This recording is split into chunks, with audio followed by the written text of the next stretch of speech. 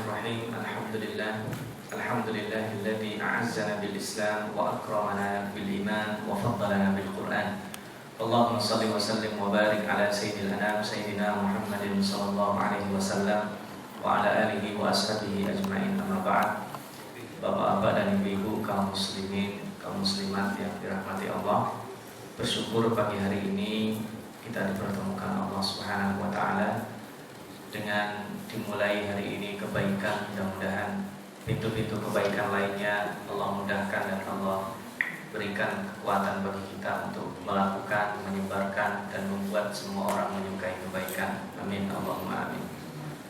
Bismillah, pada pagi hari ini kita akan menadaburi serial terakhir dari Nabi Yusuf.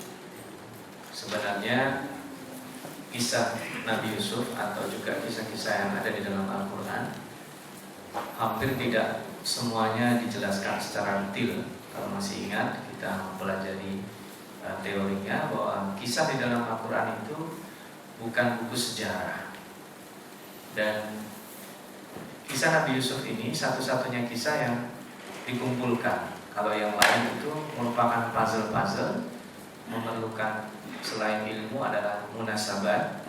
Maka ini karakter yang khusus yang kalau kita juga mengkajinya selama setahun juga bisa. Karena kan detail-detailnya itu bagian dari mukjizat visualisasi. Dan visualisasi itu bukan hanya dibolehkan, tapi justru diwajibkan supaya kita merasa masuk di dalam bagian di dalam Al-Quran. Ibnu Mas'ud sendiri adalah salah satu orang yang paling disukai bacaannya oleh Rasulullah SAW. Dan beliau itu bisa seperti itu ditanya oleh para sahabat, gimana triknya? Beliau sederhana saja, Iqra'ul Qur'an ka'annahu unzila ilaika. Jadi bacalah Al-Quran seolah-olah Jibril menemuimu. Jadi seolah-olah Al-Quran itu diturunkan kepadamu. Ini juga kata-kata ini bisa dianggap sombong, tapi sebenarnya bukan. Jibril menemui kita itu seolah-olah kita mendapat Al-Quran. Jadi seolah-olah kita bukan ingin menjadi Nabi Muhammad, bukan, tetapi Al-Quran itu seolah-olah diturunkan kepada kita. Jadi kita punya amanah dan mas'uliyah. Kalau itu kita lakukan, pelan-pelan kita akan tahu metodologi dalam menadaburi Al-Quran. Kisah Nabi Yusuf ini tidak perlu saya ulang ya. Ini resum yang kemarin sudah kita tadaburi.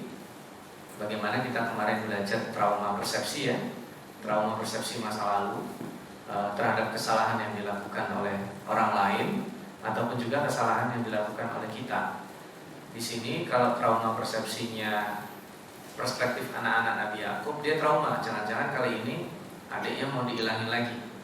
Trauma persepsi yang lain adalah bahwa Nabi Yakub, dulu saya sudah salah kasih izin, sekarang jangan lagi. Maka ada perbaikan di situ. Dibuat apa kemarin? Wathiqah ya, apa namanya? Kertas bermaterai itu namanya apa? Perjanjian lah ya. Kalau baca bahasa kita sekarang, kamu harus hitam di atas putih, kasih materai. Anakku harus kamu pulangkan, adikmu harus dipulangkan lagi. Tapi fakta yang terjadi ternyata rencana Allah lain. Justru adiknya itu tidak balik. Nah, nanti di sini ada juga tanggung jawab. Kemarin kita sudah belajar juga termasuk rekayasa yang dibolehkan selama tidak bertentangan dengan hukum ya. Dan yang terakhir bentuk tanggung jawab sebagai komitmen. Ini ketika dia sudah berjanji, maka kemudian yang paling tua itu tidak mau pulang ya. Jadi yang anak Nabi Yakub yang paling tua dia tidak mau pulang. Dia ingin berada di sekitar orbit hilangnya adiknya Nabi Yusuf alaihissalam sebagai bentuk komitmen. Jadi kesimpulannya anak Nabi Yakub yang hilang berapa? 3 dong. Nabi Yusuf, kemudian adiknya, kemudian kakak mertuanya. Jadi ada 3. Nah, kan nanti ada di dalam Al-Quran itu nanti Allah akan mengembalikan mereka semua. Kalau dalam bahasa Al-Quran itu hum, bukan huma. Kalau 2 orang berarti huma, Yusuf dan adiknya. Berarti nanti yang pertama nggak dianggap dong. Nah, nanti itu juga kita tahunya dari mana? Dari Al-Quran. Ya mudah-mudahan kita request tadi Ustaz Nur, kita nggak mengebut hari ini. Kita tadaburi ayat, ada 18 ayat dan kajian tematiknya lebih sederhana karena di ayat yang 100 ini adalah kesimpulan dari yang sudah kita tadaburi selama lebih dari 4 bulan ya. Nah, ketika hilang kepercayaan kita masih nyambung kemarin ya, seolah-olah anak-anak Nabi Yakub itu tahu mereka itu sudah tidak dipercaya lagi. Maka mereka kemudian melalui ta'bir Al-Quran kita tahu ya, na'udzubillahi minasyaitonirrajim, was'alil qaryata allati kunna fiha wal 'ira allati aqbalna fiha wa inna lasadiqun. Anda bisa bertanya kepada al-qaryah di sini, kenapa tidak dikatakan was'al ahlal qaryah, tapi langsung was'alul qaryah?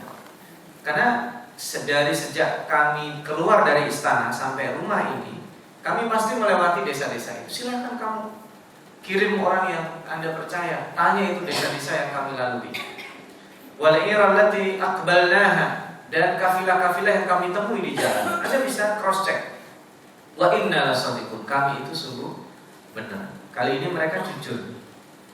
Tapi jujur itu belum tentu fakta yang terjadi sesungguhnya. Karena ada fakta lainnya yang mereka tidak ketahui.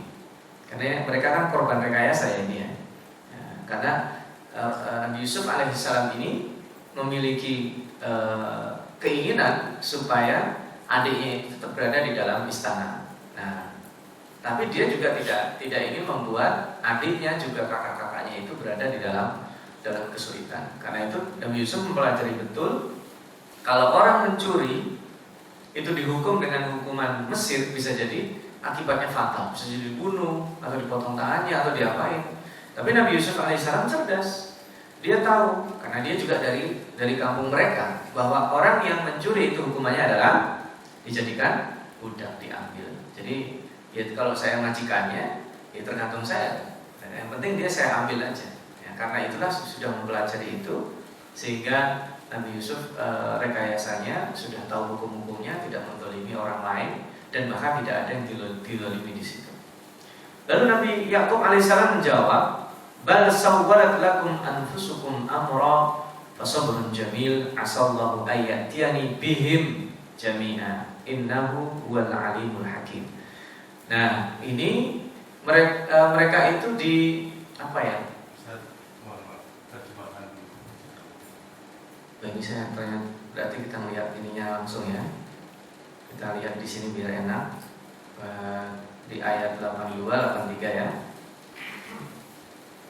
Di ayat 82 tadi, dan tanyalah penduduk negeri yang kami berada di situ setiap kami singgah, dan kafilah yang kami datang bersamanya, bertemu di tengah jalan, atau yang bersama-sama, atau yang pas ketika terjadi integrasi itu ada kafilah lain ya. Karena kan kalau di dalam kita mau ngecek paspor di imigrasi, di border, itu selalu nggak mungkin sendirian, seringnya ada barengan. Tanya itu barengan-barengan kami tahu mereka orang mana. Tanya mereka semua. Lalu dibalas oleh Yakub, ya, hanya dirimu sendiri yang memandang baik perbuatan buruk itu, maka kesabaran itu baik. Mudah-mudahan Allah mendatangkan mereka semua. Di bahasanya bihim itu 3 ke atas. Kalau 2 bihima dalam bahasa Arab. Mudah-mudahan Allah mendatangkan mereka semua kepadaku. Sesungguhnya dialah yang maha mengetahui lagi maha bijaksana.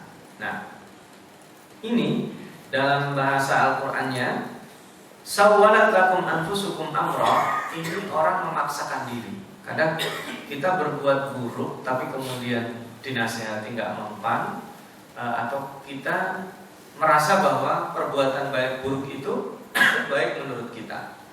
Itu juga sama, kalau orang tidak kehilangan kepekaannya, maka kita berdoa kepada Allah Subhanahu wa taala untuk tetap menghidupkan hati kita. Karena hati itu adalah alat untuk memahami segala-galanya. Pada dalam Al-Qur'an itu, lahum qulubun la yafqahuna biha. Cuman sayang sekali lagi, kita sudah terlanjur dalam tanda kutip menerjemahkan qulub itu dengan hati. Hati itu kalau di kita bahasanya apa? Lever ya. Letaknya di mana? Di mana letaknya? Di bawah. Kalau aduh sakit hatiku, itu namanya lapar nanti kalau dia makan perut. Kalau dibilang sakit hati itu yang dipegang apa? Jantungnya. Karena yang terjemahan yang paling tepat itu qalbun adalah jantung. Tapi kalau aduh sakit jantung langsung dibawa ke rumah sakit. Padahal sebenarnya sakit hati itu ya sakit jantung. Ala fil jasadi mudghah idza salahat salahal jasadu kullu wa idza fasadat fasadal jasadu kullu. Di dalam Rasulullah SAW bersabda, dalam tubuh manusia itu ada segumpal darah, gedenya segini. Kalau dia baik, baik semua anggota tubuhnya. Kalau buruk, dia buruk semua. Kalau jantungnya bagus, sehat fisiknya. Itu bukan hanya itu saja. Kalau hatinya secara itu kan fisiknya. Kalau non fisiknya dipenuhi dengan iman, tersingkir itu kemunafikan. Dipenuhi dengan cinta, amarah, dendam, benci, menyingkir. Karena hati ini tidak mungkin ditempati ada dua hal. Dia kalau yang satu baik, yang buruk tersingkir. Makanya kalau hati ini kita penuhi dengan iman, bismillah, kemunafikan akan pergi, kekufuran akan pergi. Dipenuhi dengan syukur, nah, iri dan dengki akan pergi. Tapi kalau tidak, akan terdesak. Makanya itu kan di dalam banyak kata-kata hikmah. Kalau ini alat untuk memahami itu, karena hati itu merekam. Ya. Nah, kalau daripada saya ganti dengan jantung ya nanti bingung ya. Qalbun itu merekam. Qalbun itu di sini. Makanya coba kalau orang sakit hati itu rata-rata yang dipegang ininya. Hampir nggak pernah dia megang levernya itu. Ya makanya saya juga tidak tahu kenapa dulu itu diterjemahkan qalbun dari hati itu sejak tahun berapa saya juga tidak tahu itu penerjemahan yang sebenarnya kurang tepat tetapi sudah terlanjur difahami. Mungkin untuk membedakan antara jantung yang bentuk fisiknya dan hati yang dalam bentuk yang non fisik. Kalau Imam Al-Ghazali mengatakan yang disebut qalbun itu bukan hay'ah jasadiyah, tapi nafsun nuraniyun. Ya sebuah nafas nurani yang tidak bisa disebut fisiknya, tidak diketahui fisiknya. Kalau ditanya mana letaknya bahagia, kalau saya tanya sama bapak dan ibu, bahagia itu di mana letaknya? Nah, di hati, maka sini lagi. Kalau lagi sakit, tersakiti hatinya, di sini juga sama aja. Semuanya di sini.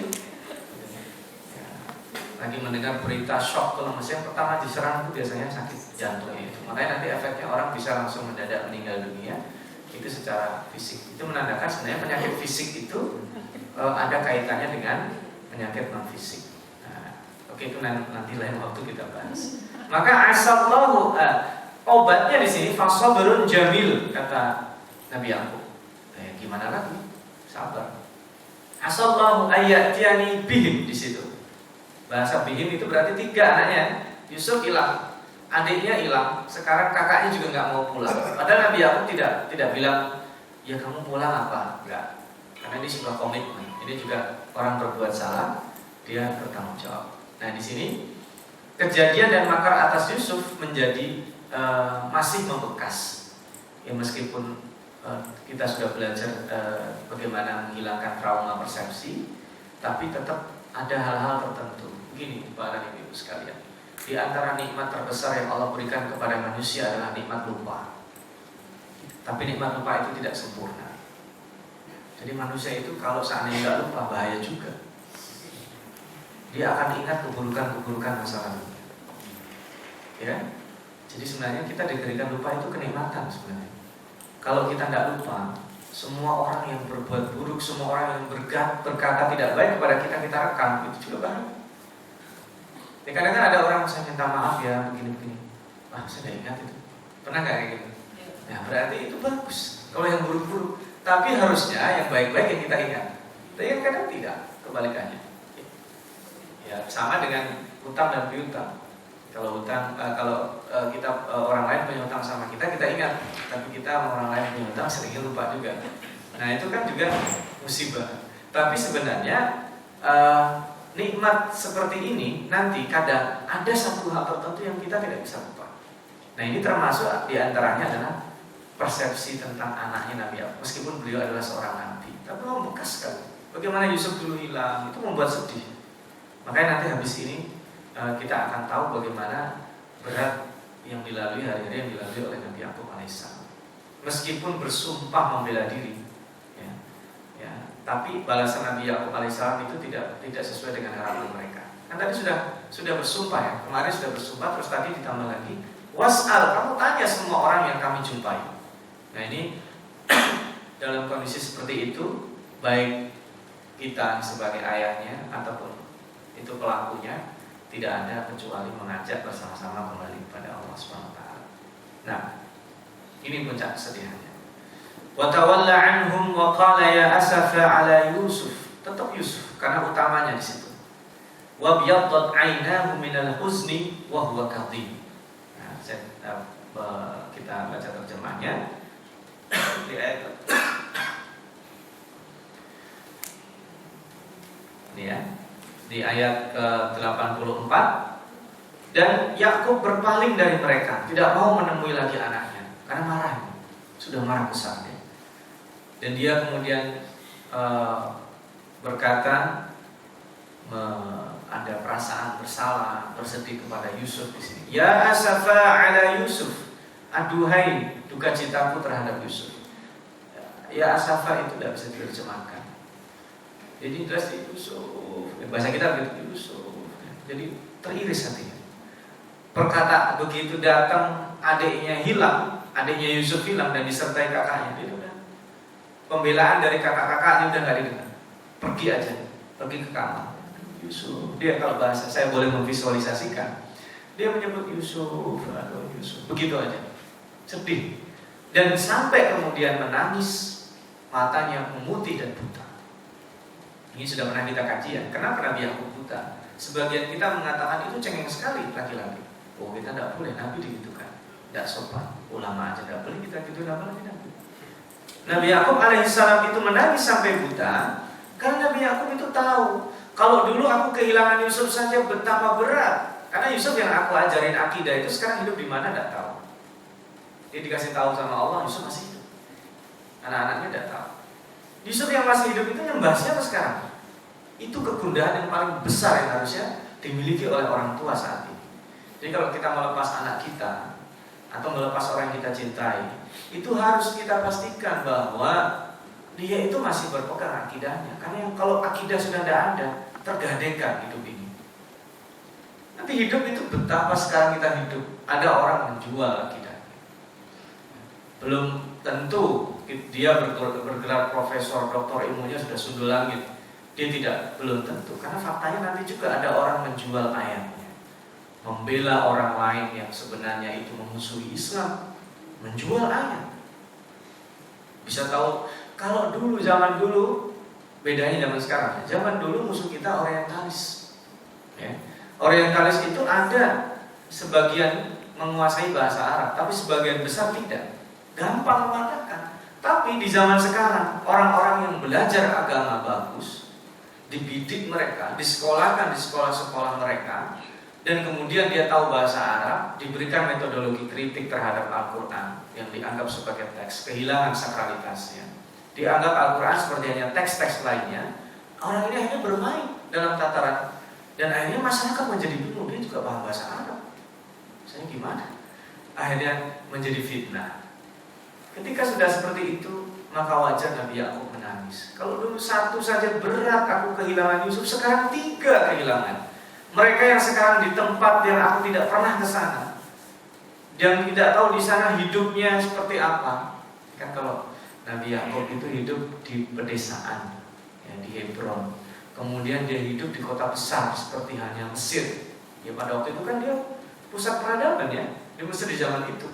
Ya wajar saja. Kayak kita sekarang, kita hidup anak kampung, kemudian anaknya mendapat beasiswa sekolah di New York misalnya. Ya betul ya. Apa yang harus dicemaskan oleh orang tuanya? Harusnya kecemasan orang tua sama dengan kecemasannya aku. Nanti kamu kalau di sana nak, kamu harus bertuhankan Allah.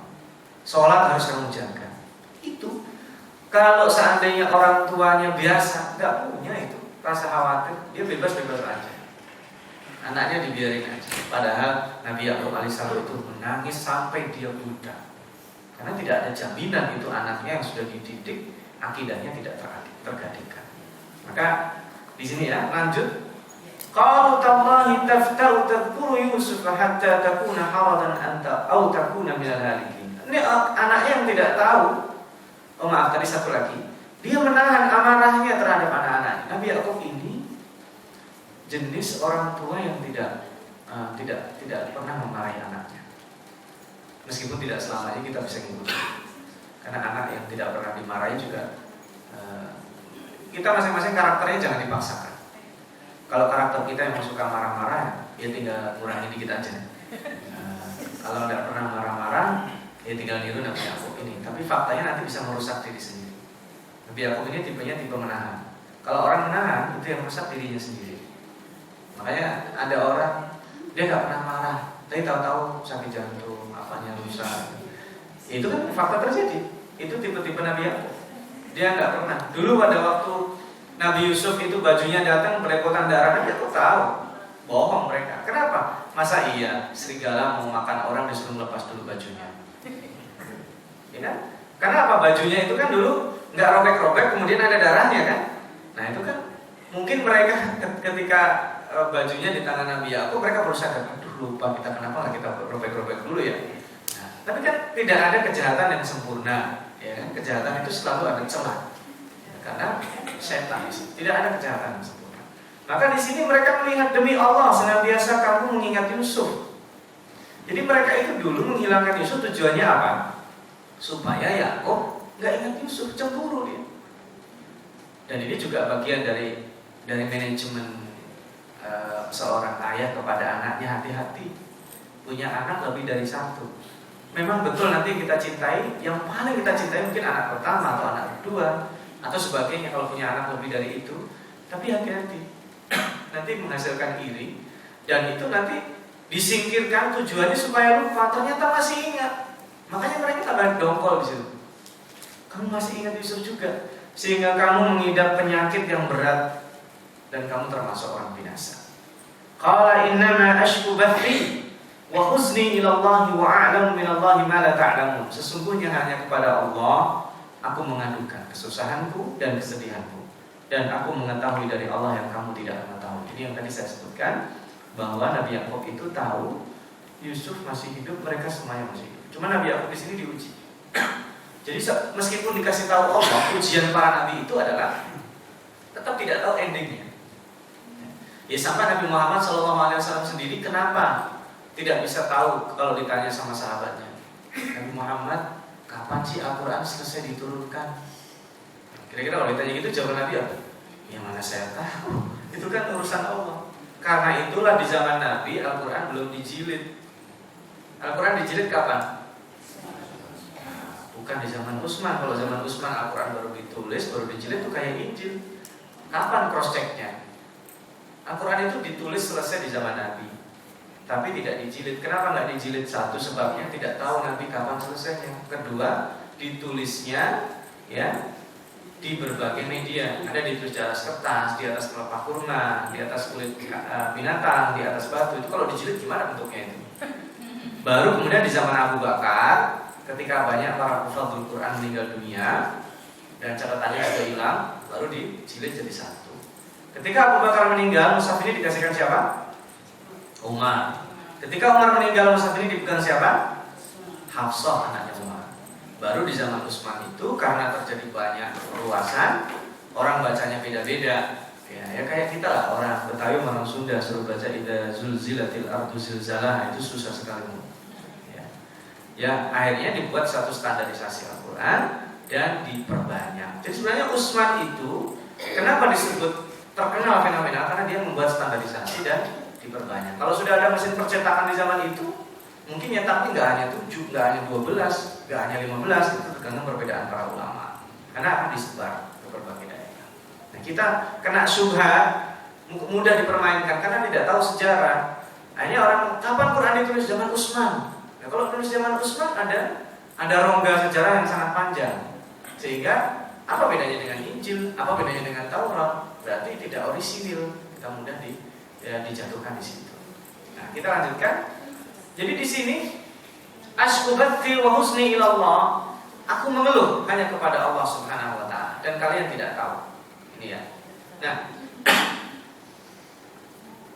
kemudian yang menarik Nabi Yakub di tengah kesedihan itu dan matanya yang buta, itu tetap memerintahkan berusaha di sini. Ya bunayya idhabu, wahai anakku pergi kalian. Fatahassasu, kalian harus mencari Yusuf wa akhihi. Wa la tayasu, dan jangan pernah kalian berputus asa dari rahmat Allah. Innahu la yai'as La ya'isu min rahmatillah illa al-qaumul kafir. Hanya orang yang kafir yang berputus asa. Jadi ini di tengah kesedihan yang luar biasa tetap memerintahkan berusaha. Kalau masih ingat dulu, mungkin pernah saya ceritakan sekelumit, ketika ibu Nabi Musa panik ya, karena anaknya mau disembelih, kemudian anaknya sudah dihanyutkan, kesedihannya luar biasa, dia tetap dalam kondisi sedih, dia harus ingat, harus berusaha. Dia perintahkan kakaknya, Kusi, kamu ikuti itu adikmu kemana itu perjalanan.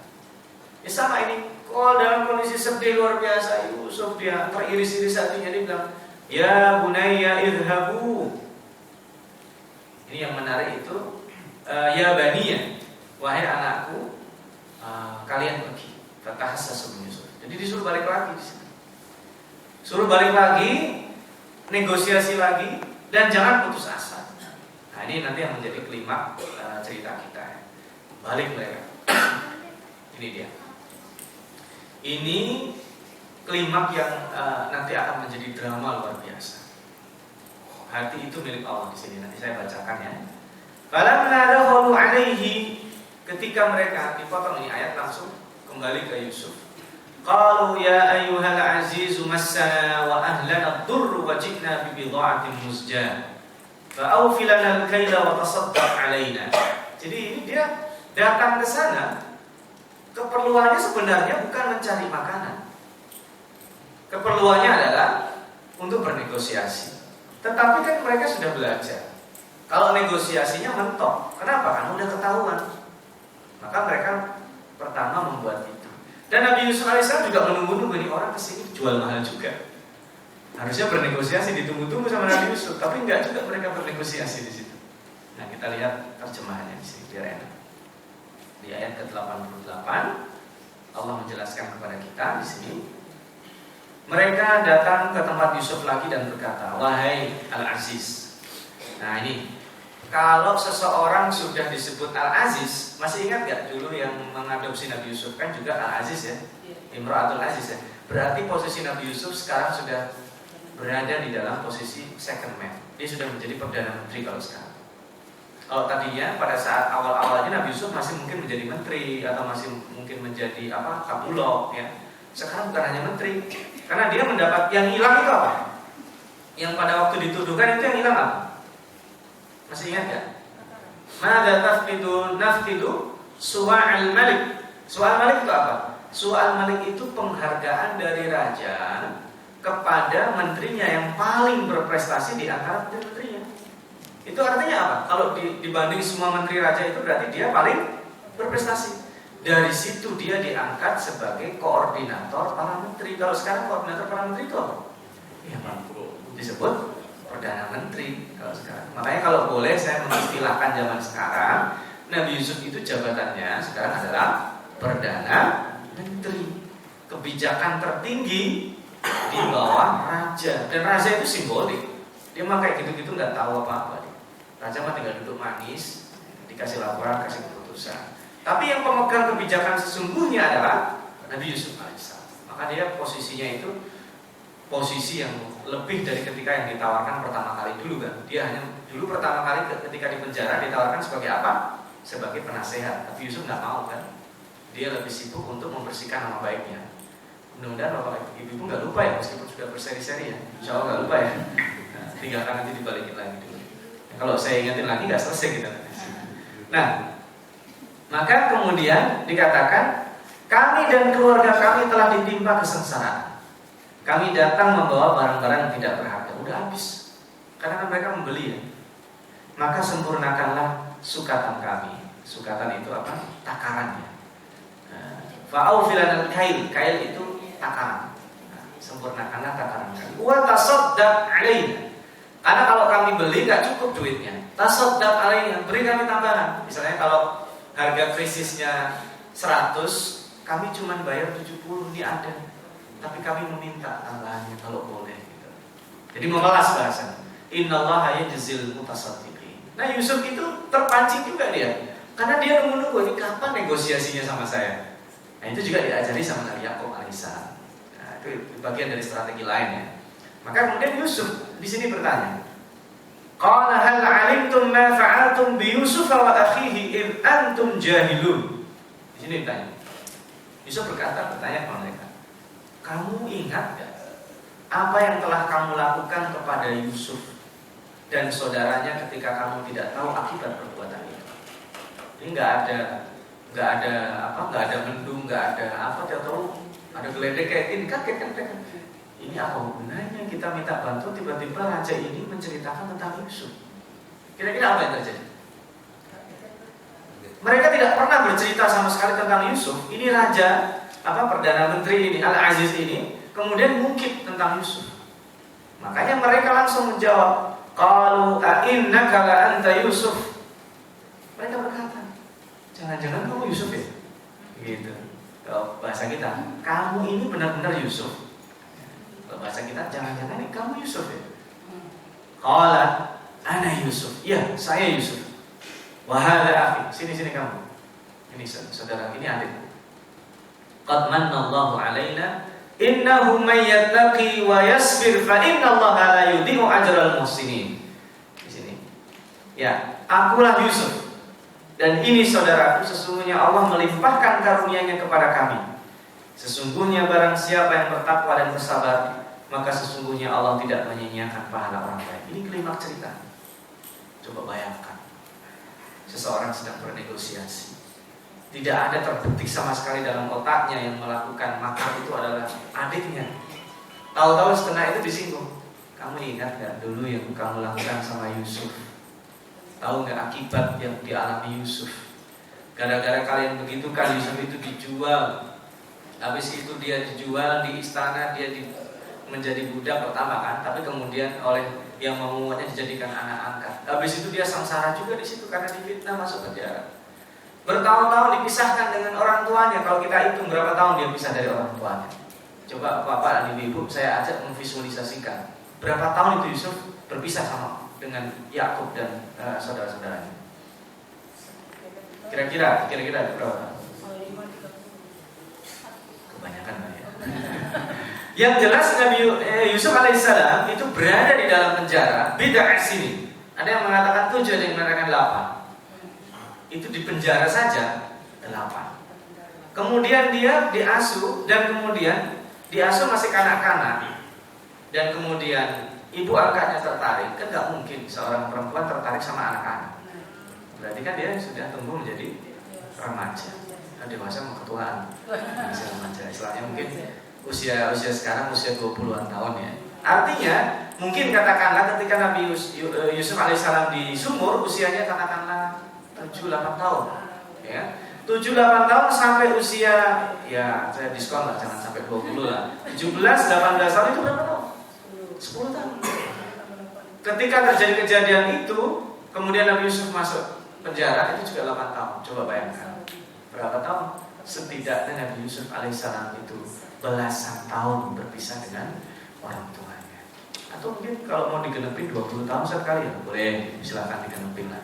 Kan ini kan bagian yang tidak dijelaskan oleh Al-Quran. Luar biasa. Tahu-tahu setelah sekian lama tidak ada apa-apa, kok itu nama Yusuf mungkin sudah hilang ya di nama mereka itu ya. Padahal baru dimunculkan sama ayahnya kemarin, tapi mereka sudah kehilangan kepekaan hatinya. Mereka merasa tidak bersalah, sudah lewat itu. Tahu-tahu diingatkan, kamu dulu ngapain terhadap Yusuf? Nah, maka tidak lain yang bisa mengangkat cerita ini ya Yusuf sendiri. Dan ketika mengaku seperti itu, coba kita membayangkan apa yang terjadi. Mereka pasrah. Udah kami mau diapain, silakan. Tapi di saat yang sama mereka juga lega. Coba kita terima jawabannya. Qalu tallahi laqad atharakallahu alaina wa in kunna la khatiin. Mereka hanya ngaku di sini. Demi Allah, sesungguhnya Allah telah melebihkan kamu, pengakuan di atas kami. Sesungguhnya kami adalah orang-orang yang besar. Udah ngaku mereka di sini. Dan ini memang kita itu suatu ketika akan mengakui kesalahan kita. Dipaksa oleh Allah untuk seperti ini. Maka sebelum kita terpaksa, sebaiknya kita mengaku aja. Mengaku kesalahan kita. Kalau sama orang lain segera minta maaf, daripada nanti terpaksa belakangan. Meskipun terpaksa juga lebih bagus daripada tidak sama sekali. Ya, maka di sini nantinya kita lanjutkan sebelum ayat itu ya. Anak-anak Nabi Yakub biasa. Sebenarnya mereka merasa tidak nyaman dan Yusuf menunggu-nunggu hal yang luar biasa dan tidak terjadi. Tadi kan saya sebut ya, Yusuf itu datang, mereka udah tahu, nah ini orang paling mau negosiasi. Ternyata tidak. Mereka meminta makanan. Tapi Yusuf akhirnya memancing mereka, memori mereka tentang Yusuf. Dan itu juga bagian dari strategi. Sebenarnya Nabi Yusuf AS ingin tahu respon mereka. Sebenarnya ingin tahu aja. Tapi ternyata langsung to the point. Mereka malah langsung tahu ini gak mungkin kecuali Yusuf sendiri. Maka kemudian yang menarik nih, pada saat menyatakan qala ana Yusuf, Nabi Yusuf di puncak dia sanggup mengapa-apakan saudara, tidak mengatakan saya adalah Perdana Menteri. Enggak. Lihat nih. Nomor 4 ya, akulah Yusuf dan ini saudaraku. Saudara kalian juga. Dia tidak mengatakan aku Perdana Menteri, kalian sekarang masuk penjara. Enggak. Itu menandakan Nabi Yusuf itu lebih dominan rasa sayang dan pemaafnya. Coba kalau itu yang jadi kita. Ya, kalian dia tega dulu nyemplungin aku ke sumur. Tahu nggak? Semasa di sumur aku kedinginan. Jadi itu diungkap nggak selesai, itu 1 hari 1 malam dia cerita kayak gitu. Itu baru di sumurnya doang. Belum perjalanan dia di sama kafilah. Jadi kita ada kesempatan balas dendam, paling tidak menyakitinya. Pada Nabi Yusuf setelah itu tidak pernah sama sekali menyakitinya. Nanti kita akan tahu di ayat yang lain. Yusuf juga tidak mengatakan akulah pejabat yang berkuasa di negeri ini, tidak. Ya, maka kemudian inilah, kalau orang itu mau seperti itu, orang yang bersalah pun tanpa dipinta dia akan mengaku. Di sini ya, di ayat 91 sampai 95 saya sebutkan di sini. Nah 91 tadi sudah kita baca ya. Kami termasuk orang yang bersalah ya. Yusuf berkata, pada hari ini ayat 92, qala la tathriba 'alaikumul yawm yaghfirullahu lakum wa huwa arhamur rahimin. Pada hari ini tidak ada lagi celaan, tidak ada lagi makian terhadap kalian. Aku enggak maki. Mudah-mudahan Allah mengampuni kalian dan Dia Maha Penyayang di antara para penyayang. Coba, ini luar biasa. Orang-orang yang seperti ini adalah orang-orang yang layak menjadi pemimpin. Orang yang tidak pernah mendendam, orang yang punya kasih sayang luar biasa. Karena dia sangat. Coba bayangkan orang yang penderitaannya luar biasa. Yusuf itu menderitanya lebih banyak, tapi dia menikmati penderitaan itu. Dan dia tidak, istilahnya orang yang berjiwa besar itu ketika menderita dia gak fokus pada penderitaan. Dia punya cita-cita panjang, gak putus asa juga. Ya, Nabi Yusuf ketika di sumur, ya mungkin masih kecil ya, takut ya, tapi dia tetap punya kecerdasan. Ketika dijulurkan itu air timbanya itu, dia naik di situ kan. Nah, kalau naik di situ, berarti kan dia juga tidak panik gitu. Dibanding kalau dia teriak-teriak mungkin juga nggak kedengeran, atau mungkin bahkan kalau teriak-teriak orang yang di atas malah lari, berarti kan juga kecerdasan bagian dari orang yang sejak dulu dibimbing oleh Allah Subhanahu Wa Taala. Nah, di sini la tafrid. Kalau orang sudah ngaku salah, tapi ini susah juga nih. Kalau nanti hubungannya orang yang tafsir ini juga bisa dipakai. Itu aku udah ngaku salah, udahlah maafkan aja kan gitu nanti judulnya. Padahal ini juga judulnya adalah penistaan agama.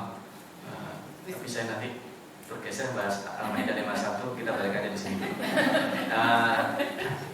Idhabu biqamisi hadza fa'alquhu ala wajhi abi ya'ti basira wa'tuni bi ahlikum ajma'in. Ini yang menarik. Sekarang kalian pulang segera, cepat. Jadi ini segera. Segera kalian pulang. Ini baju sudah saya siapkan, kasih ke ayah saya. Nah, ini yang menarik Bapak sekalian. Yang dikirim itu bukan duit, Pak. Yang dikirim apa? Baju. Nah, kalau kita sekarang, saya jadi pejabat, dulunya digitukan kakak-kakak saya, ya, kemudian udah ngaku. Saya suruh pulang nih, bawa itu sudah satu box itu, sama saya kasih mobil box isinya makanan, isinya pakaian, isinya duit, bawa pulang ke sana. Misalnya gitu ya. Ternyata tidak. Idhabu biqamisi hadza, ini komis baju gamisku, kasih bapak. Nah, kira-kira kenapa yang dibawa itu? Bajunya. Coba kita lihat. Kita teruskan ya. Falamma fasalatil 'iru qala abuhum inni la ajidu riha Yusuf. Dan ketika sampai itu, Nabi Yakub itu belum menerima baju tapi dia mencium itu baunya. Laula an tufannidun, mereka juga kaget. Tatkala kafilah itu datang sampai ayat mereka, sesungguhnya aku mencium bau Yusuf. Sekiranya kamu tidak menuduhku lemah akal. Jadi mereka anggap jangan kalian duga aku orang gila loh. Aku mencium bau Yusuf. Keluarganya berkata, orang-orangnya berkata, demi Allah sesungguhnya kamu dalam kekeliruanmu yang dahulu. Jadi maksudnya begini, memang Yusuf gak bisa dihilangkan. Gampangnya gitu aja. Ingat nama Yusuf udah Yusuf aja. Jadi di sini di bahasanya itu terjemahannya sebenarnya susah. Enggak, kalau diterjemahkan ini enggak di dalam bahasa kita ini enggak dipakai. Qalu tallahi innaka lafi dhalalikal qadim itu enggak dipakai di dalam adat kita. Kalau di orang-orang Arab, bahkan ini juga bukan orang Arab yang asli. Artinya kalau seseorang itu mencintai seseorang sampai luar biasa, maka disebut cinta buta. Nabi Yakub, atau mungkin bisa jadi istilah cinta buta itu dari Nabi Yakub kali ya, mencintai Yusuf sampai buta. Bisa jadi ya, walau saya tidak tahu ada cinta buta itu. Maka disebut dolal. Dolal itu bukan tersesat, karena dia cintanya Nabi Yakub kepada Yusuf itu sampai membuatnya buta dan dia tersesat. Bahasa di sini berada di dalam kekeliruan. Dolal itu di sini juga bukan kekeliruan, tersesat. Karena mereka menganggap ini anaknya banyak kok dia doang gitu istilahnya. Kan makin jengkel, tapi jengkelnya yang sekarang beda karena sekarang istilahnya sudah ada perdamaian di antara mereka. Nah, saya ingin lihat di sini terkuak misteri dan Yusuf itu mengirim baju itu. Saya tanya ibu-ibu dan bapak sekalian, kenapa baju ini?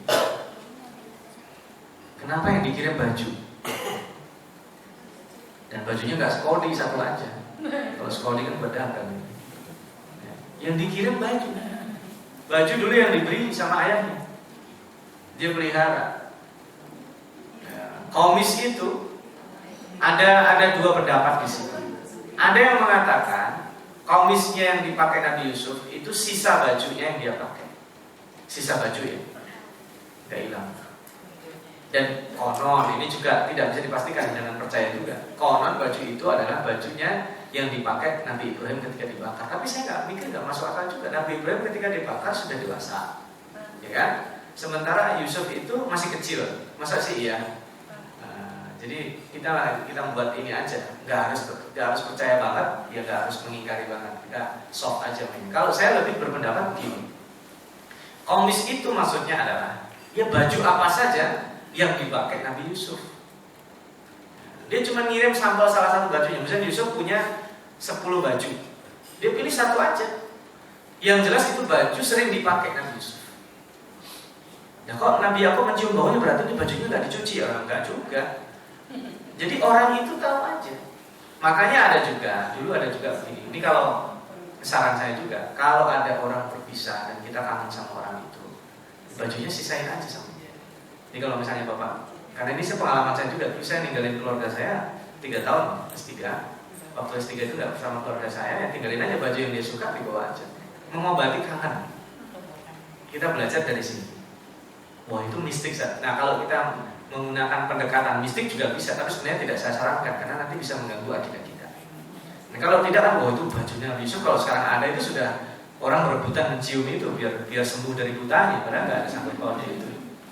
Kalau saya lebih kepada menafsiri bahwa kenapa baju yang dikirim, ayah ini baju aku bisa menjaganya, baju yang aku pakai sehari-hari.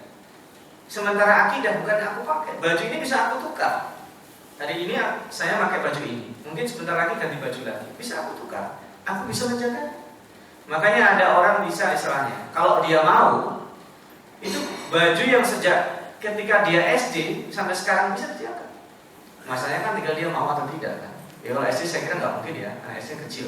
SMA kan ada orang masa pertumbuhannya sudah mentok ya. Masa pertumbuhannya sudah mentok. Kita misalnya punya celana ya. Ya alhamdulillah kalau saya begini-begini aja, celana saya mungkin 17 tahun yang lalu masih muat saya pakai. Artinya kalau 17 tahun yang lalu saya pakai celana SMA atau lulus SMA itu saya masih bisa menjaga kan. Yang itu bisa diganti bisa tidak. Apalagi akidah. Akidah itu penting ayah, dan tidak akan mungkin tidak aku jaga. Itu message sebenarnya. Begitu baju itu dikirim, ya aku itu langsung nyambung. Anakku masih menyembah Allah. Anakku masih, kalau bahasa kita sekarang ya, sholat. Anakku masih membaca Al-Quran. Anakku masih mencintai agama yang aku ajarkan kepada dia.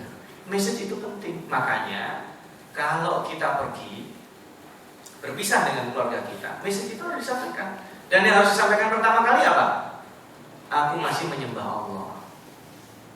Itu kalau seorang suami pergi lama meninggalkan istrinya, itu disampaikan, dia tahu juga.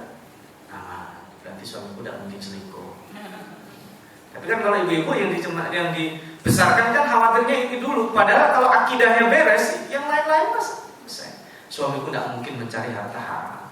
Anaknya gitu, begitu anaknya sekolah, kita harus pastikan dulu. Tapi jarang, biasanya orang tua, kamu gimana tidurnya di sana, enak enggak? Ya, makannya gimana? Itu kita belakangan. Itunya ditanya belakangan, Bu. Ditanya dulu, kamu di sana gimana? Yang menjaga sholatnya bagaimana, baca Al-Qur'annya gimana, itu dulu akidahnya. Itu message, anak juga harus nyampein. Anak harus kirim kepada orang tuanya, ayah, alhamdulillah di sini tempat sholatnya enak. Yes, ya kan? Kalau ada anak kita sekolah pesantren ya, kemudian kiriman pertama dia begitu, di sini tempat sholatnya enak banget, masya Allah. Kalau qiyamul lail, imamnya masya Allah bacaannya merdu. Itu kalau orang tua dapat message kayak gitu, gimana kira-kira? Tenang nggak dia? Ya tenang. Itulah sebenarnya yang hilang dari negara kita saat ini. Kalau setiap orang tua bisa ngirim message seperti itu dan anaknya bisa membalas message seperti ini, selesai. Kita ini kalau sudah akidah, anak mau jadi raja kayak Nabi Yusuf, gak boleh. Anak mau masuk penjara didolimi kayak Nabi Yusuf, gak dendam. Di penjara dia juga tidak putus asa. Bahkan konon ya, kalau masih ingat dulu saya ceritain, di dalam penjara itu orang yang sudah habis masa tahanan itu gak mau keluar. Pertama dia keluar kemana? Nabi-nabi itu kan bingung dia. Saya kalau keluar, saya mau kerja apa? Di luar orangnya kayak gitu, saling memakan, hidupnya materialistik, ya, kejam di luar. Sementara di sini saya ketemu kamu, udah di sini aja saya mau mengajukan diri untuk diperpanjang masa tahanan saya. Ya karena saking baiknya Nabi Yusuf kan. Di penjara diubah dari yang saling menindas, diajak yang kamu daripada mukulin orang tuh, dibuat akhirnya dia membuat prakarya di situ. Penjara jadi bersih, di situ ada pengajian. Jadi dia memberdayakan. Orang bersalah, tapi bersalah bukan berarti tidak bisa diperbaiki. Jadilah Nabi Yusuf minal muhsinin di situ. Jadi tempat orang mengadu. Yang lebih lagi karena dia tahu masa depan kan. Dari Allah SWT bisa mentakwil ahadits di situ. Jadi luar biasa. Nah, saya lanjutkan. Masih 2 seri lagi. Falamma ja'al basyiru alqahu ala wajhihi wartadda basira. Ya, ayat 96 sampai 98 sebelum terakhir. Nah, ketika tiba membawa kabar gembira itu, maka diletakkan baju gamis itu ke wajah Yakub. Nabi Yakub mencium baju dan kembalilah dia bisa melihat. Nah, ini tergantung pendekatannya. Saya pernah bertanya ke dokter ya, bahwa alam nanti silahkan di cross check. Katanya itu juga sebab diantaranya ada ya kita sebersih-bersihnya mencuci baju itu. Kalau baju itu sering melekat sama kita, itu masih ada sisa-sisa baunya kita. Dan itu juga bisa menjadikan obat kesedihan. Makanya betul. Kalau seandainya nanti ya, seandainya misalnya even sampai meninggal dunia di antara kita, itu bajunya silakan aja disisakan untuk mengingat memori kebaikannya. Ya, bukan untuk dimuseumkan. Tetapi baju ini penting. Makanya sebenarnya Rasulullah SAW itu ada baju yang tersisa sebenarnya. Tapi mungkin kemudian hilang dan sebagainya. Karena apa? Karena itu kalau ingat pelajaran kita tentang tabut dalam kisah Tolut itu ya. Salah satu ciri-ciri bahwa Tolut itu adalah benar adalah ayat dia kubut tabut fihi sakinatun min rabbikum. Tabut itu mengembalikan, kalau bahasa kita memory call. Jadi mengembalikan pada masa lalu. Kalau bahasa sekarang sih gampang. Misalnya cincin nikah. Cincin nikah ini kan sangat sakral. Kalau saya ingat 10 tahun yang lalu saya menikahi istri saya. Bagi orang hobinya trekking ya, naik gunung kayak saya, dia mungkin tongkatnya itu bersejarah. Kalau ingat tongkat itu, dia ingat bagaimana dulu jatuh-jatuhan. Ada orang yang sekarang konglomerat, padahal dulunya dia mungkin jualan kaki lima itu ya, gerobaknya itu kan dimuseumkan. Kenapa? Karena di situ ada memory call di situ. Nah, setiap kita punya hal-hal seperti itu. Nah, hal seperti itu tidak masalah selama tidak dikultuskan. Kalau dikultuskan itu bisa mengganggu akidah. Dia hanya sekedar memori kalau dulu aku pernah membantu. Ayyatiyakumut tabut, makanya ada bahasanya ayyatiyakumut tabut fihi sakinatun min rabbikum. Bukan kotaknya tabut yang isinya peninggalan Nabi Musa, bukan. Tapi ayyatiyakum tabut fihi sakinatun min rabbikum. Jadi bisa memori call-nya itu penting. Maka setiap kita sebaiknya punya memori call itu. Kenapa? Tujuannya pada saat kita melenceng. Mungkin dia punya mushaf pada saat dulu ini saya belajar dengan mushaf ini, sehingga dia kemudian kembali on the track. Ya, apa aja. Nah, anak-anak kita kalau pergi kemanapun juga diusahakan ada ini yang menyambungkan dia dengan orang tuanya. Ketika dia kehilangan orientasi, dia bingung dia, kok di sini semua orang narkobaan gitu ya. Misalnya, naudzubillah min dzalik, yang membuat dia supaya tidak terlibat dengan keburukan itu harus dipasang tabut itu, harus komis tadi itu yang bisa menghubungkan dengan orang tuanya atau nilai akidah yang tadi ditanamkan. Nah, saya lanjutkan di sini. Tidaklah aku katakan kepadamu bahwa aku mengetahui apa yang Allah ajarkan kepadaku dan kamu tidak tahu. Kemudian, qalu ya abana istaghfir lana dzunubana inna kunna khati'in. Wahai ayah kami, ini kalau tadi mengaku salah kepada Yusuf ya, ini sekarang mengaku salah kepada Yakub. Wahai ayah kami, mohon ampunkan kami terhadap dosa-dosa kami dulu. Sesungguhnya kami adalah orang-orang yang bersalah. Dalam kasus Yusuf tentunya. Kalau dalam kasus adiknya, mereka nggak bersalah. Jadi mengaku salah lagi. Jadi sebenarnya pengakuan kita terhadap kesalahan kita itu masih penting kalau terjadi di dunia. Kalau kita tidak, di akhirat mengaku salah, itu bahasa Indonesianya percuma. Bahasa Malaysia percuma itu gratis. Gratis itu nggak dianggap, nggak dibayar. Ngaku salah itu nanti kita bisa di akhirat, tapi percuma, nggak ada faedahnya. Kalau ngaku salah di dunia, ada kesempatan untuk memperbaikinya. Dan Allah SWT bisa mendelete itu. Jadi begini, nanti di hari akhirat ditampakkan semua kesalahan. Dalam artian bukan semua, ada yang diedit sama Allah. Kayak sebuah film, ketika kita lihat bagus-bagus, padahal aslinya begitu. Sudah berapa kali ngambil gambar, tapi yang nggak bagus dia apa? Di-delete. Maka kesalahan kita itu memungkinkan untuk di-delete.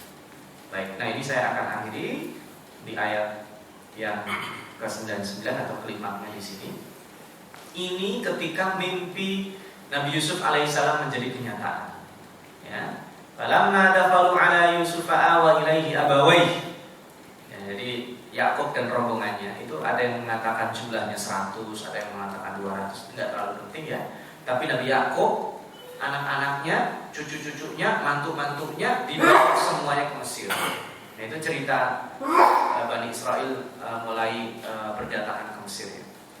Lalu warafa'a abawaihi 'alal 'arsy, dan dia mengangkat, ini meskipun bahasanya abawaihi bukan berarti kedua orang tua kandungnya. Karena ibu Nabi Yusuf sudah meninggal dunia ya, ini adalah bibinya.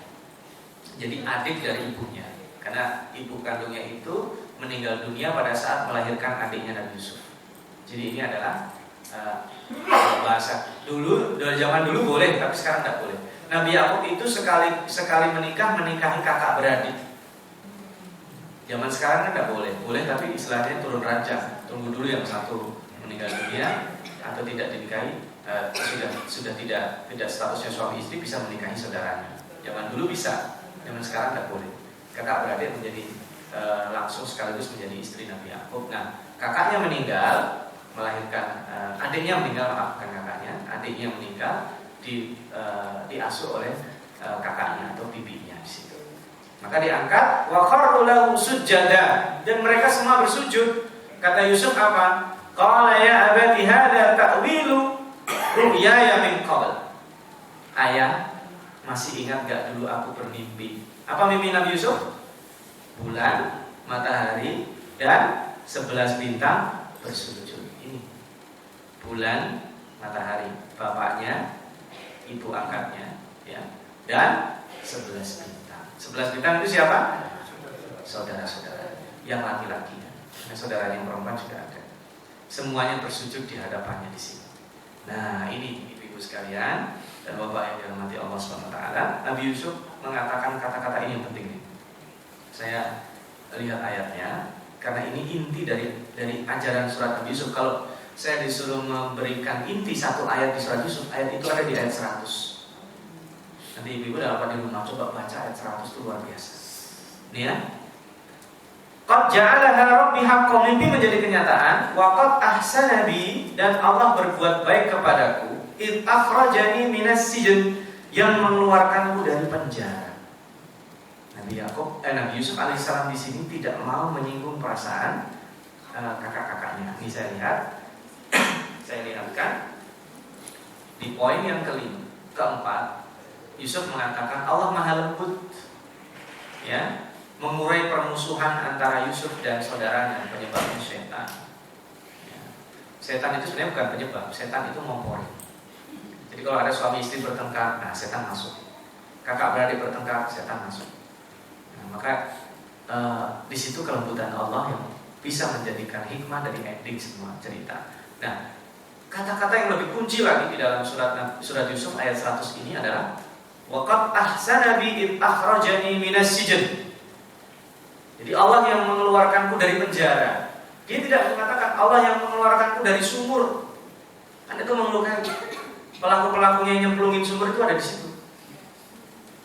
Ya, kan kalau kita diminta maaf sama orang lain kan kadang masih tega juga mungkin ya. Nabi Yusuf tidak tega.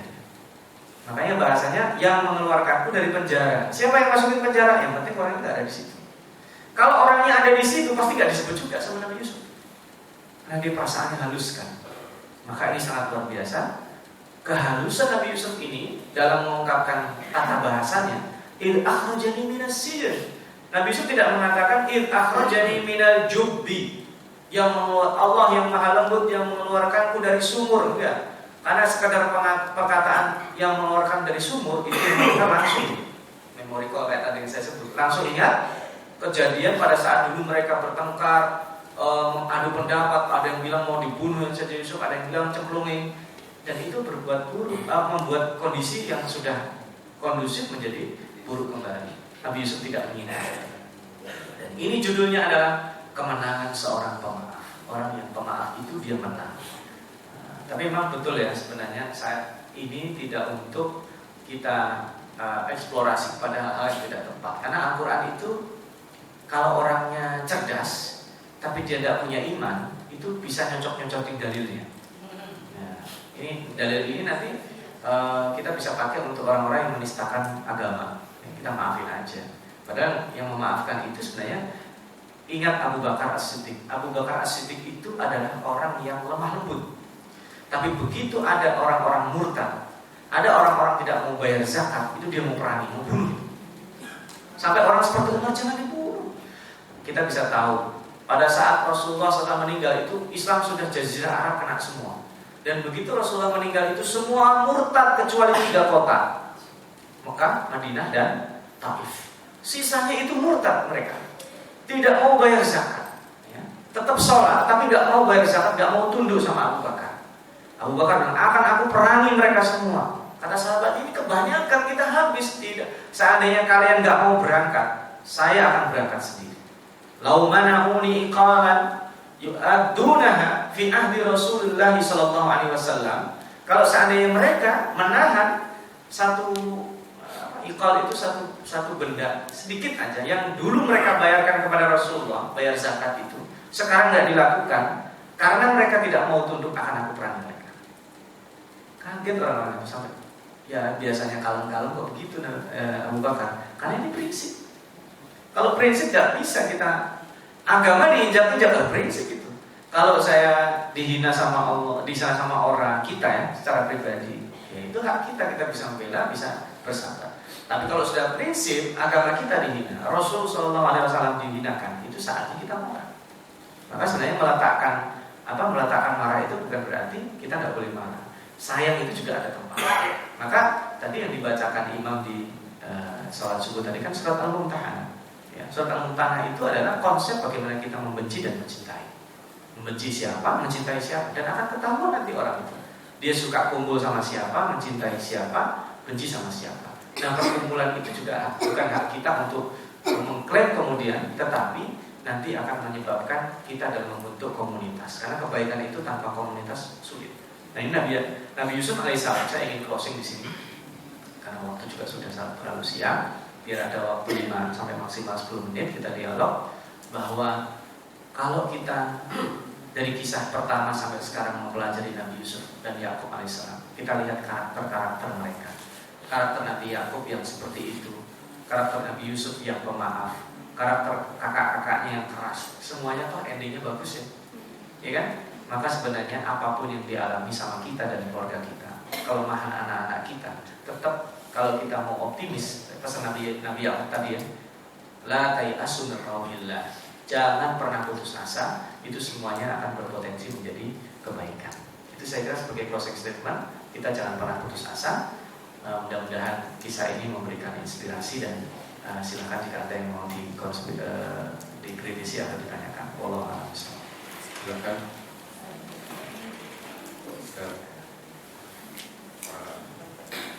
Pak Imam dulu.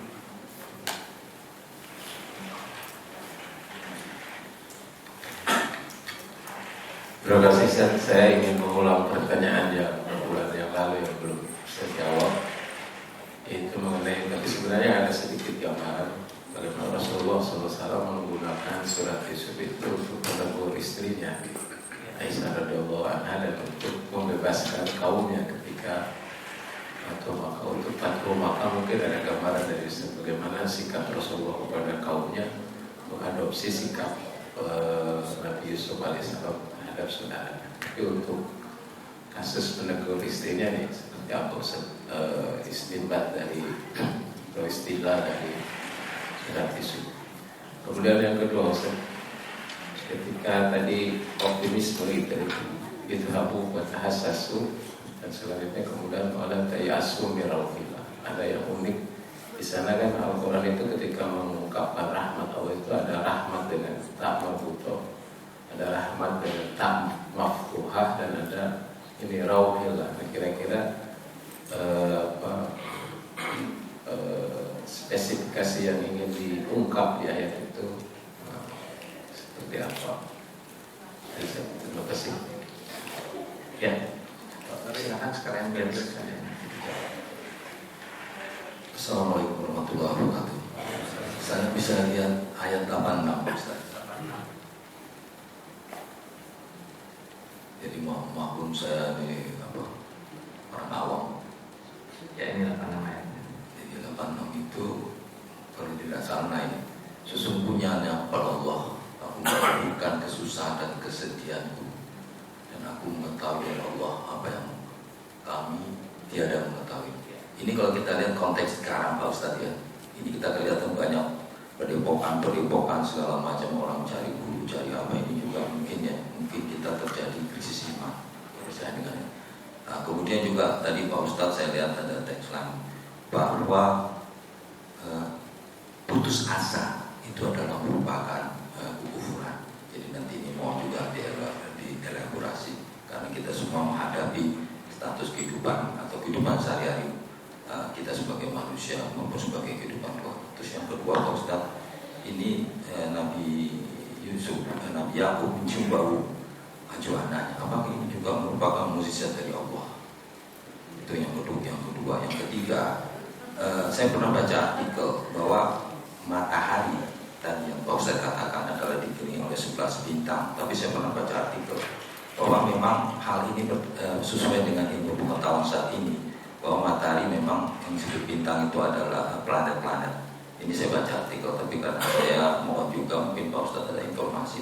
Terima kasih. Assalamualaikum warahmatullahi wabarakatuh.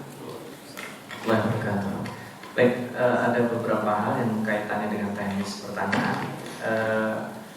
Yang saya tahu itu riwayat itu saya secara level belum saya temukan. Tapi yang istri itu yang dimaksud dia menegur, karena istri-istri Rasul itu ya biasa ya, dia dalam dinamikanya, tapi Rasul itu halus, dia nggak pernah menegur. Tapi yang didatangi itu Umar, bukan Aisyah tapi Hafsah. Umar yang marah, kalian kalau terus menekan seperti itu saya tempelin, apalagi kamu, kan anaknya jatuhnya kan anaknya sendiri kan. Tapi Rasul halus, dia tidak pernah. Sampai kemudian turunlah beberapa ayat di dalam surat Al-Ahzab itu ya. ada sebabnya. Nah, kalau yang kasus Fatu Makkah, lihat Fatu Makkah itu Rasul itu mengorangkan orang-orang situ. Tidak ada Rasul bilang siapa yang memasuki rumah keluarga saya. Kan Rasul punya rumah kan di Mekah ya, keluarganya dulu kan. Tidak, tapi barang siapa yang masuk rumah Abu Sufyan, barang siapa masuk Ka'bah atau berada di dekat Ka'bah, maka dia aman. Itu mengorangkan. Ada jenis-jenis orang itu kalau ditokohkan dia senang. Permusuhan itu akibat terancam ketokohannya kan. Kalau itu ketokohannya tetap seperti itu kan, maka dia tidak menjadi masalah. Dan kemudian dia memaafkan. Memaafkannya tidak sombong. Di Ibnu Mas'ud menceritakan Rasulullah SAW itu memasuki kota Makkah, dia merunduk sampai bungkuk kayak ulu onta, karena dia tidak mau sombong. Maka idza jaa nasrullahi wal fath wa ra'aitan nasa yadkhuluna fi dinillahi afwaja, apa kata Allah? Tasbih. Beliau banyak bertasbih dan beristighfar. Enggak kayak panglima kalau masuk kota takutkan dia gagah sombong, tidak. Jadi belajar dari situ, ya sama juga konteksnya. Kalau ini kan, kalau Yusuf pada saudaranya kecil ya. Kalau Nabi Muhammad SAW itu semangat itunya. Jadi sebenarnya beliau sudah maafkan. Kecuali 10 orang aja, 10 orang itu yang akan dibunuh. Dan faktanya tidak 10. Tidak 10 ini kebunuh semua. Sebagian ada yang sudah melarikan diri. Dan dari 10 ini, ada yang menjadi tabi'in yang luar biasa seperti Ikrimah bin Abi Jahal. Karena dia punya dosa besar yang tidak dimaafkan. Dalam buku-buku sejarah itu banyak ya. Ada yang sebabnya mengganggu perempuan, ada yang membunuh orang yang berhijrah, maka akan dibunuh dia. Di antaranya yang dibunuh itu saya lupa namanya. Ketika anak tertua hijrah, Zainab ditemani anak adiknya Fatimah, itu 2 perempuan, nggak ada yang mau nemenin, tapi itu diganggu di jalan. Ketika ditanya sama Rasulullah siapa namanya Fulan. Nah, Fulan ini termasuk satu orang yang dari 10 yang dicari Rasulullah untuk dibunuh. Bukan karena mengganggu anaknya, tapi dia mengganggu perempuan di situ. Nah, itu saja. Sisanya dimaafkan. Dan faktanya idhabu wa antum tulaqan gitu. Kan ketika dia baru datang, apa madza tadhunnu nabi fa'ilun bikum? Apa yang kalian kira aku akan lakukan pada kalian? Itu kan Rasul bertanya kepada kaum Quraisy kan. Tapi kemudian ditanya anta karim, ibnu akhin karim dan sebagainya. Idhabu wa antum tulaqan. Enggak dihukum sama sekali. Jadi bebas. Itu satu cerita. Yang kedua, beda rauh dengan rahmat. Kalau rahmat itu dia spesifik. Nanti saya akan cek lagi. Dan rauh itu jarang sekali dipakai. Yang dipakai itu rahmat, dan seringnya rahmat itu makainya tak begini. Kalau di dalam Al-Quran terbuka. Itu nanti lain waktu saya ceritakan kenapa dipakai warahmatullahi wabarakatuh itu taknya tak marbutoh. Kalau di dalam Al-Quran banyak sekali warahmatullah itu, rahmatullah itu pakai tak yang maftuhah. Maka rauh di sini itu juga dibuat maftuhah, tetapi dia lebih umum. Rahmat Allah itu banyak, termasuk rahmat Allah membuat seseorang bertaubat. Konteksnya kan banyak. Seseorang bertaubat itu nikmat Allah juga, rahmat Allah SWT. Jadi dia lebih umum. Dia ada jenisnya pakai tak marbuta, ada yang illa man rahimah rabbu, itu kan juga akar katanya rahimah. Maka itu rauh itu kenapa meme-nya enggak ada? Itu akar katanya lain, tetapi nanti maknanya rauh di situ sama dengan rahmat. Jadi di situ kalau akar katanya tidak sama dengan rahimah, tetapi dia sama, dia lebih umum daripada rahmat di situ. Yang berikutnya putus asa. Itu putus asa. Yang berikutnya yang baju tadi. Kalau yang saya jawab ini dulu bisa lama ya, gak apa-apa saya yang tentang menggandakan begini. Ada hadis, "Lau kana li bani Adam wadiyaini minal fiddati wad dhahab," atau redaksinya kira-kira seperti itu. Kalau seandainya Bani Adam itu memiliki 2 lembah dari emas dan perak, maka dia akan minta lembah ketiga. Ini hadis Rasulullah gitu.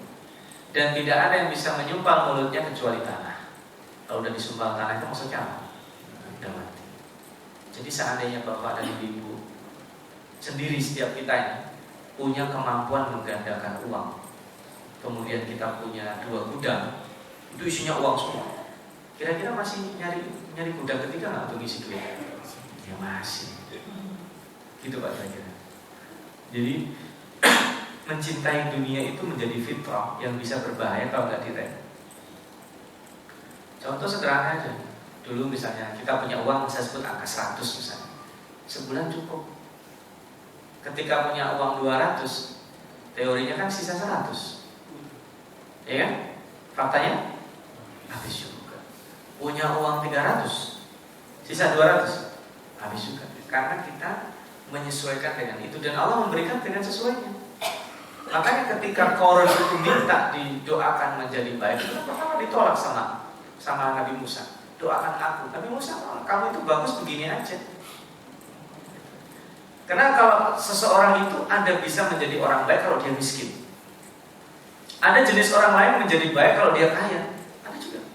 Jadi sebenarnya kita syukuri aja keadaan kita, tetapi kita tetap memperbaiki, berusaha. Karena nanti Allah yang ngasih tahu. Mafatihul ghaib itu indallah. Kita tidak tahu itu saya itu baiknya miskin atau kaya. Yang tahu hanya Allah, tapi kita berusaha aja. Kalau faktanya masih begini aja, ya itu yang terbaik bagi kita. Karena ada orang yang ini saya sekolah kok nggak pintar-pintar misalnya, susah ngapalnya, mungkin kita begitu. Kalau begitu dikasih pintar ke blinger, lebih bahaya lagi. Malah coba kita jadi pintar kemudian ke blinger, mempermainkan ayat misalnya, dan menjadi dibenci sama, bukan hanya dibenci Allah, dibenci sama orang-orang. Penduduk bumi membencinya, malaikat membencinya. Maka lebih baik kalau seandainya kita tahunya sedikit, tapi itu lebih selamat. Ada orang yang memang dikasih mafatihul ghaib, Allah memberikan kunci-kunci Allah, kemudian jadi petunjuk bagi orang-orang berada di sekitarnya.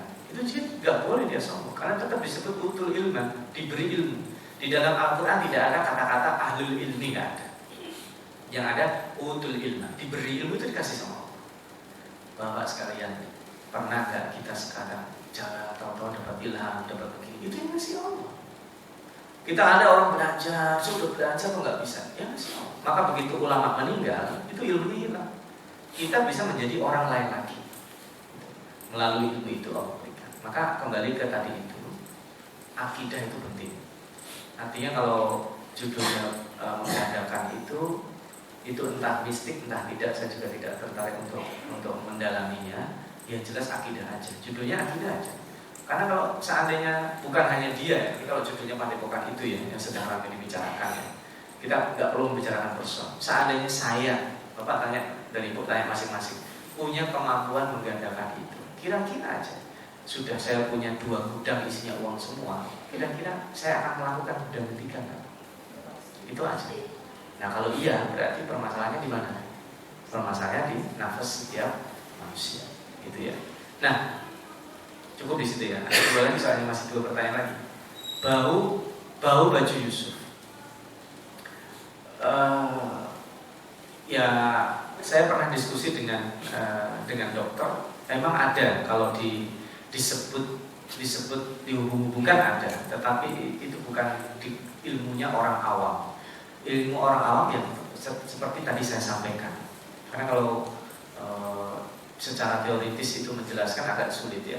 Apalagi itu kalau zaman sekarang kira-kira baju itu bersih kemudian saya buta tahu, nah itu mukjizat. Dikatakan mukjizat sama Allah, ya iya jelas. Pertama mukjizat, kemudian bisa dirasionalisasi. Memang ada sebagian besar mukjizat yang tidak bisa dirasionalisasi. Kayak misalnya Nabi Ibrahim dibakar nggak kebakar. Itu rasionalisasinya apa? Dia bilang aja nggak mungkin itu. Karena Allah yang memerintahkan begitu. Atau misalnya tongkat Nabi Musa membelah itu ya laut ya. Itu rasionalisasi. Ada yang mencoba merasionalisasikan. Ya silakan saja. Tapi kalau kita ingin gampang selesai, ya itu mukjizat. Sama dengan baju ini. Kenapa bajunya bisa mengingatkan itu? Gampang aja. Tapi saya ingin dimensi lain kalau untuk baju tadi itu. Message akidah itu yang paling penting. Yang dikatakan mukjizat sudah pasti. Yang mengembalikan Nabi Yakub bisa melihat lagi. Jadi kalau ingin gampang mukjizat pasti. Tapi dimensi supaya kita merasakan keberadaan message risalah tauhid itu ya dengan mengatakan itu ada pesan itu. Dan yang terakhir, matahari, bulan dan 11 bintang itu kalau diterjemahkan dengan planet-planet yang 11 mungkin bisa benar, tetapi menurut saya agak sulit karena planet itu sebenarnya tidak ada yang tahu. Kalau itu dalam galaksi kita itu juga debatable. Kalau dulu Pluto dimasukkan, galaksi kita sekarang sudah tidak diakui lagi sebagai galaksi. Entah kenapa kalau tidak diakui, ya itu ada secara saintifik, ada teorinya. Jadi terjemahan saintifik itu kita boleh, tetapi katakan belum final. Nanti kalau ada penemuan baru itu bisa jadi nggak masuk. Dulu kan gitu. Para ulama di buku tafsir itu menyebutkan namanya bintang ini. Ternyata muncul 3 bintang baru. Salah mereka nggak salah. Tetapi terjemahan yang saintifik atau tafsiran yang saintifik itu tidak selamanya bisa dipakai. Itu saya kira Pak ya. Mudah-mudahan Bapak tidak puas sehingga bisa mencari ilmunya. Kita close aja ya kisah Nabi Yusuf sehingga kita bisa pindah ke tempat lain. Insya Allah kajian ke depan saya punya beberapa tawaran menarik, silakan dikaji. Kita bisa mengkaji angka-angka yang disebut di dalam Al-Quran.